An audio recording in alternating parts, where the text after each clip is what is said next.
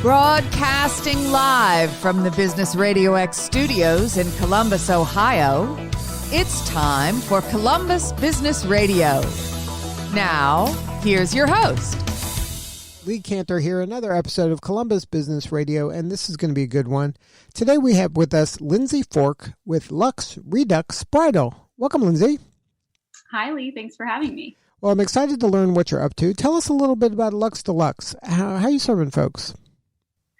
Luxe Bridal is a designer consignment, off-the-rack, designer sample boutique, if you will. So we take luxury bridal gowns that we source from traditional special order stores all over the country, and we sell them off the rack to brides for anywhere from 20% to 90% off the rack for them to take home that day. We also have a really amazing e-commerce site. So what we've been doing, especially this year in 2020, is we've been sending out our box service called Luxe in a Box, so that brides who, may still have stay-at-home orders in their states or cities and they can't go traditionally shopping, they're actually able to shop from the comfort of their own home.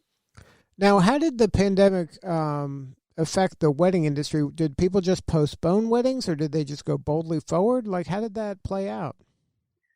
I think what we've been seeing and hearing from brides specifically is that it has really been 50-50. There are a lot of brides that have just said, you know what, we're going to go forward and we're just going to, just play down the amount of people that we're having. And then there's a lot of brides that have said, you know what, I still want my dream wedding. I still want 350 people there, and I don't want to get my photos back with people with masks on. So they have decided to postpone. And this being traditional busy season for bridal stores, January, February, March, we are seeing a lot of those postponements coming in now that, moved their weddings to 2021 or beginning of 2022.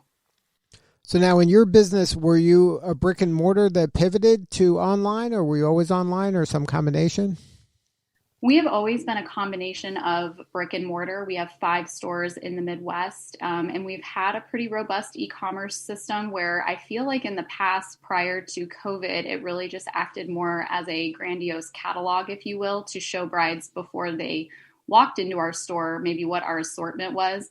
But when we did have to pivot so quickly, when the stores closed in March, April, we were able to really boost our Luxe in a Box service, which we had been doing for about 6 or 7 years, but just never really took off.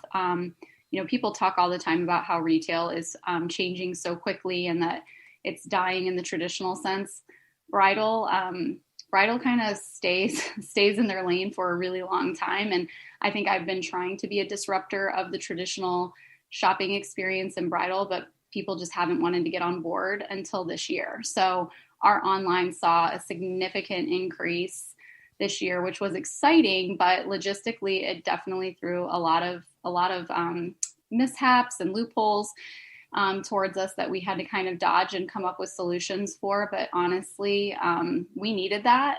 We needed that in order to grow. And so I feel like now we're in a really great place to grow more e-com, and it's exciting. So you figured out a way to kind of manage what the experience is, or try to mimic a version of it in an individual's home rather than in your shop? Exactly. Yeah. So now walk me through what that's like. What can a person expect if they do work with you via online? Sure. If a bride goes onto our website, she has the opportunity to choose 3 bridal gowns that she sees that she would maybe want to try on. We've spent a lot of time customizing the back end of our website with Shopify to make that experience really easy. You pop the 3 dresses into your box experience on our website. The box ships to your home. We took a lot of time with branding and packaging to make it so that they really feel like they're getting something exciting in the mail. Obviously, they can invite whoever they want and feel safe with in their home, try on the dresses. We even send them clips so that they can try to alter the things in their home to make it so that it looks the best on them and how it may look when they get it altered. Hopefully they say yes. And then from the e-com perspective, there's all the little things that they would do on the back end to purchase the dress they want to keep. And then we include a return label in the box so that they can send the 2 that they said no to back to us. Of course, we have someone in store that can help them through the process, like a virtual stylist, if they have questions on alterations or, just in general. So we've got it all covered, we think. So now when the person says, okay, I want dress A, then they're responsible for getting it fitted at that point? Yeah, and that's traditionally how it's always been. We do not do alterations in-house. It's, unfortunately, being a bridal seamstress and alteration specialist is a little bit of a dying art. When you find that person that you can refer a bride to, you really want to hold on to them. So we've never really been able to keep somebody in-house 24/7, but we do have a pretty good referral business in cities all across the country where if they need the dress altered, which they will, we can refer them to a great seamstress to get that done. And that is completely separate. It is not built into the cost of the gown. And then, but they can kind of, you have some techniques to give them a feel. So then what it would look like if it was fitted to them. Correct. In general, a dress that is, bridal sizes run small. Again, antiquated industry. They still run off of European size charts. So that's something that we've always had to kind of dodge with brides when we chat with them and try to, make them feel the best that they're going to feel. But unfortunately, a size 12 bridal gown sample is really more of a size, 8, 10 in street clothing. So typically your label in a bridal gown is going to be higher than what you would normally wear, which, like I said, is terrible. Like, women don't want to hear that generally. So, but you can alter bridal gowns down about 2 to 3 sizes without dramatically changing what the dress is going to look like on the body. So we kind of talk them through all of that and have FAQs on our website and all that good stuff. So now when they have the dresses at their house and maybe they have a friend or relative around them, so you said, is it possible to have one of your people kind of jump on a Zoom or something to help them, like, oh, no, this goes here, or this, you can do it this way? Yeah, absolutely. Like I said, we have it on our website that they can sign up for a virtual consultation. So if they would like to have one of our stylists on FaceTime or a Zoom while they're trying the dresses on, we can absolutely arrange that. And then when you do it that way, does that kind of, I guess that gives them the closest to what it's like inside your store? Yeah, I would definitely say that there's definitely a sales art when you're talking about a dress, when it's on the body and describing the fabric and describing the beadwork and, just some of the accoutrements of the dress. I think it definitely helps when you have a professional that knows the industry and knows the fashion part that goes into it. So now going virtual is, has some benefits. Now your customer base isn't just, a drive away from you. They could be anywhere in the country. Have you noticed an uptick in sales from all over the place now? Yes, absolutely. I mean, like I said, our 5 brick and mortars are within a 3-hour drive here in the Midwest, but it is so interesting to see over the last 9 to 10 months, how many people we've had from California and Florida and Texas and Maine. I mean, people are coming from all over. So it's really interesting. And like I said, it's been a learning experience for myself and my team working with our third party ad agency. Just, that's been a whole nother learning experience. Like I said, just working with, paid ads on social and Google and targeting, and then just looking back at the analytics and trying to assess, like, how much money are we spending? What's the ROI? Like, are we doing a good job with this? So we feel like we're experts in multiple fields now. Now, when you're working with someone around the country, has that opened up kind of maybe opportunities for you as you expand? Like if you're getting a lot of interest in one part of the country, you're like, hey, maybe we ought to put a store here at some point. Yeah, we definitely have big plans to expand in 2021. We are setting a target to open 2 more stores, and they will be stores that are going to be outside of a driving distance for us. So that's exciting. Not necessarily from box orders that we've gotten, but just from cities that we know are growing in our demographic and, are really in need of an upscale off the rack store, because I think that's just where a lot of the demographic in that generation is going towards, especially with everything we've been through this last year. I mean, designer bridal gowns are wonderful, but when they are thousands of dollars and you wear them for one day, I think there's a lot of thought that goes into that for brides and, even the grooms or other brides that they're marrying. It's like, do we want to spend this kind of money on this? Like, yes, I want this dress, and yes, I think this is beautiful, but what if I could get it for a discount, considering I'm wearing it for this one day only? And then, so at the end of the day, the person owns the dress, or they send the dress back to you? They would own the dress. It's not a rental, but that is something that is very hot in Asia, renting bridal gowns. So who knows? Everything takes a while to come to the United States from Asia sometimes. So we'll see if renting dresses becomes a thing. Well, if the price, like you said, gets too high for a lot of folks, that might be a better answer. It might be a pain for that day, but at the end of the day, it might save them some money. Yeah, the issue with renting is just the alterations process, because as you start to take things in and then let them out and take them in, I think that's one of the reasons that hasn't really been the way to go in our industry, because you really can only do it so many times before the dress is obsolete. Right. So you know that I can do this 4 times and that's it. Mm-hmm. So you get 4 rentals out of the dress, and then so you got to build in that. Now, how did you get into this line of work? Well, since I was young, I was always very passionate about bridal gowns. My mom would take me to the library as a child, and instead of going over to like the Bernstein Bear section or the kids section, I would weirdly wander over to the periodicals and want to take a bride's magazine home. And that just kind of stuck with me until even like high school and college. I remember going through checkout lines at grocery stores, and I would have, then there were fancier magazines like Martha Stewart, and In Style had a weddings magazine. And I think the cashiers would always look at me like, you look a little young to be getting married, or they'd say, congratulations. And I'd be like, no, I'm just that weird girl that likes looking at wedding magazines. So yeah, and I worked at a bridal store in college for a couple of years, in and out of school, and just really honed my talents on the sales floor, and always kind of told myself that I wanted to have a bridal boutique. And the opportunity came along for me to purchase a store that was existing here in Columbus in 2008. And that's my Mariee bridal collection store, which is your traditional special order boutique where someone goes in and they actually try the dress on, they order it in the size and color. That's where people are paying full price for a gown. The dress comes in 6 to 8 months later, they alter it, it's theirs.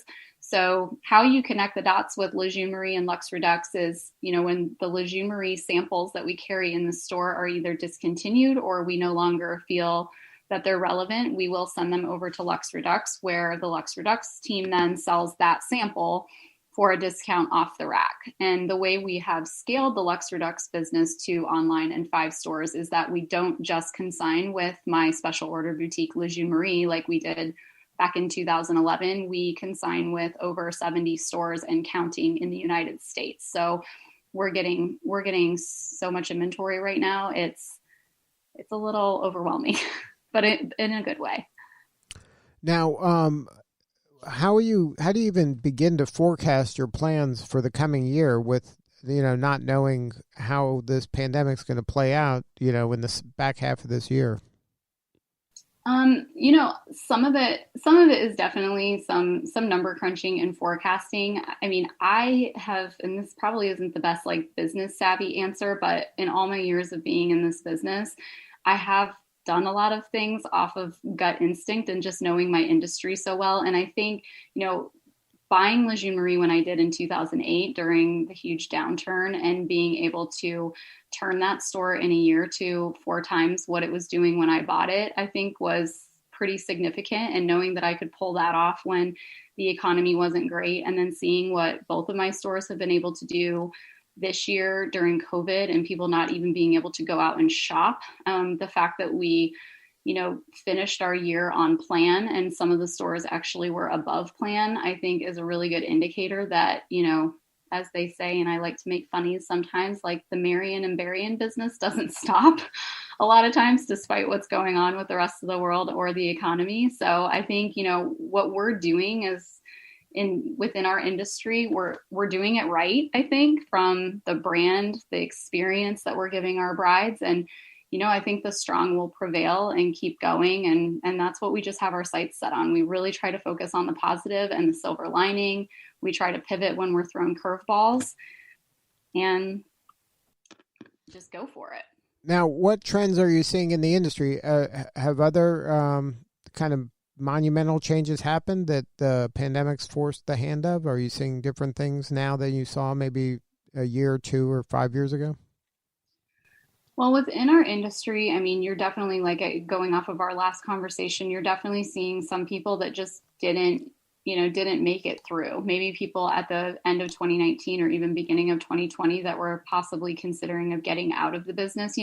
This line of work, it's low barrier to entry. And a lot of the people that get into it do it because they think it's fun. And I call it the 4-year model. But a lot of people that start a bridal store or buy a bridal store, you'll see a lot of young women that want to do it with their friend or with their sister or a mother-daughter team. And they realize when they get into it, like, oh, this is actually a lot of work. It's not just fun. It's not just a hobby. So I think the pandemic, if anybody was thinking, wow, this really isn't working out for me, like that was the nail in the coffin for them. So as you see other stores and more competition fall off, I mean, that's helpful for, again, the people that are in it to win it in the long haul. And I think you're seeing a lot of people trying to pivot and try to do things online. And I think that's great, but it does increase the amount of searching that a bride is going to continue to do. I think that's the hardest part of our industry, is that you've had reality television shows like Say Yes to the Dress almost glorify and romanticize shopping for a bridal gown even more than what it already just naturally is, to the point where people go crazy bonkers dress shopping, and it turns into a marathon sport. I mean, on Saturdays, if you get the bride at the 4:00 appointment at the end of the day, I mean, you can just tell the moment she walks in with like mom and sister and, maid of honor, her eyes are glazed over, deer in headlights, and she's just exhausted. And yet she'll sit there and say, like, I have 4 more appointments tomorrow on a Sunday.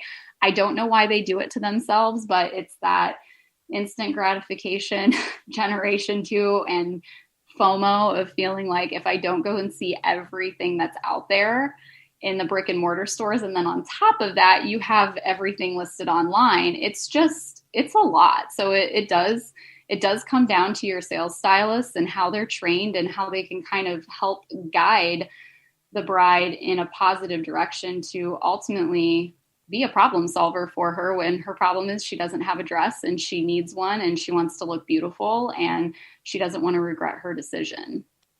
Now, is there any kind of impact from folks that in some industries there's a movement towards like more experiences and less stuff?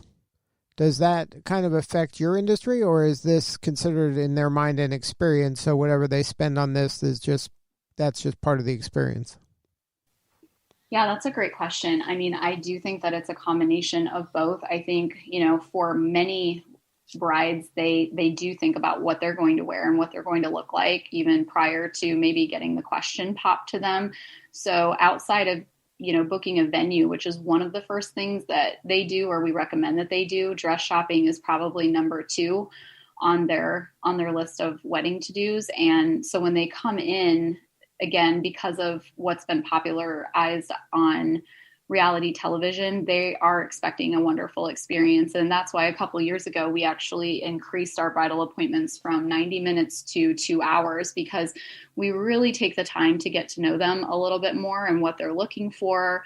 We ask them where their venue is, kind of what style they want. We look at Pinterest boards that they may bring with them. And, in pre-COVID, we were popping champagne for them in their group. Right now that's subsided until we feel like that's safe to bring back. But we really do try to, make it not seem like such a sales process, but truly getting to know them, because especially in the aspect of Le Jeune Mariee, I mean, when they order that dress, I mean, we're in touch with them for anywhere from 6 months to possibly over a year until their dress comes in. And then we help them with their fittings. We help them with accessories. So I think while they're getting a really amazing experience, they're willing to pay for it. So I think it does go to the experiential generation right now. And do you have to build in during I would imagine in the store, there's some, like you did the champagne, but you have to build in some photo ops and video opportunities and staging around trying to elevate those kind of, maybe it could be seen as mundane parts of the dress fitting process, but it's part of the, experience they want to present to their friends and fans and family. Oh, sure. You have little micro influencers and all of them. So of course they want to post all their pictures on Instagram and all of their social media outlets. So we definitely understand that and we accommodate it. And quite honestly, when they're tagging us, it's just another means of free advertising for us. So it is funny because like 10 years ago, and there are still bridal shops out there that refuse to let people take photos and stuff. We definitely allow photos. We just try to explain to them in the beginning that how our process works. We would prefer that they wait until the end to take photos of their favorite, because you might right. It would never end. The appointment would never end.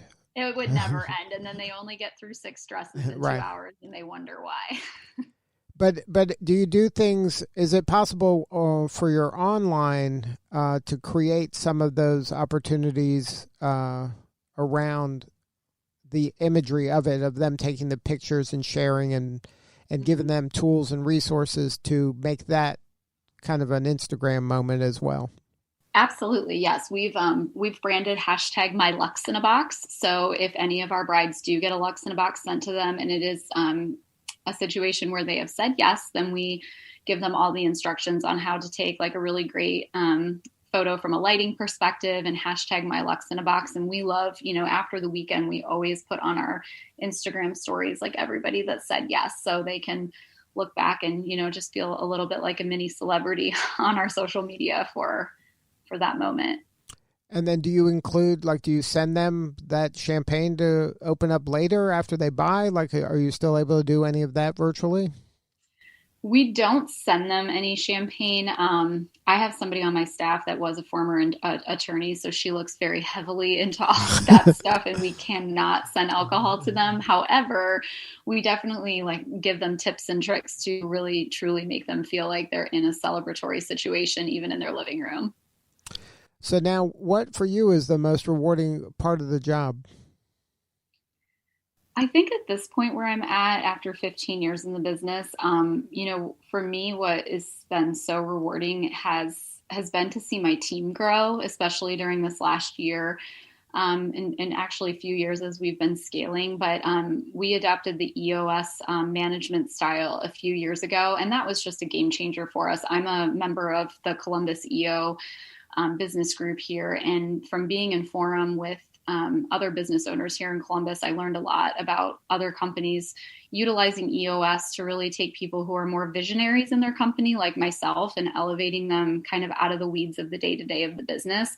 And I think that's just been a huge game changer for me. It's what's allowed my business to grow and scale, because I'm not doing things that I was doing before that have taken time away from visionary and growth opportunities. So being able to do that, and then actually being able to move other people that have worked for me. I have a few employees, for a retail company to have been with me for, 4 to 7 to 9 years is really amazing. And I never saw that being able to be possible. So it's just been exciting, and we have tons of hiring going on right now, the 2 new locations for 2021. So there's just a lot of really great stuff happening right now. So I'm super excited. Well, if you've cracked the code on how to identify integrators, please let us know. We're in dire needs of somebody who can take that role.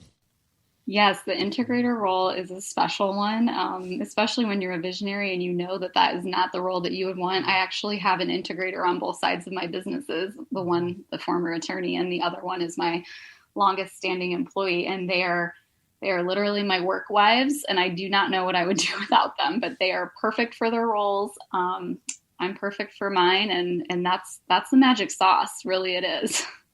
So now, if somebody wants to learn more and have more substantive conversation with you or somebody on your team, what is the website?